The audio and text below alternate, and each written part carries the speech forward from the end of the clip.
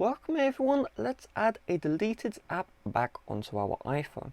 So it really depends, did we delete the app from the home screen or did we delete the app from the phone entirely? So first of all, let's slide from right to left until we are brought to the app library. Try searching up for the app you may have removed. So maybe let's say this app here, Store. So I'm just going to search it up. If you see the app, long press and then drag and then drop, and now you've added the app you deleted from the home screen. If that doesn't work, that means you completely removed the app from your iPhone. So all we need to do is go back to the App Store, tap on the search here, search up for that app in question, and just tap on Get. Of course, you will need to be signed in to an Apple ID account in order for this to work.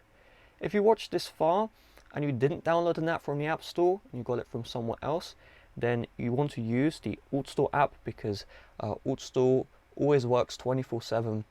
You don't need to worry about the apps not working. So I will have my Store tutorial in the description. Get Store, then just re-download the app you may have deleted in the past. With that being said, thanks for watching. See you guys later. Bye bye.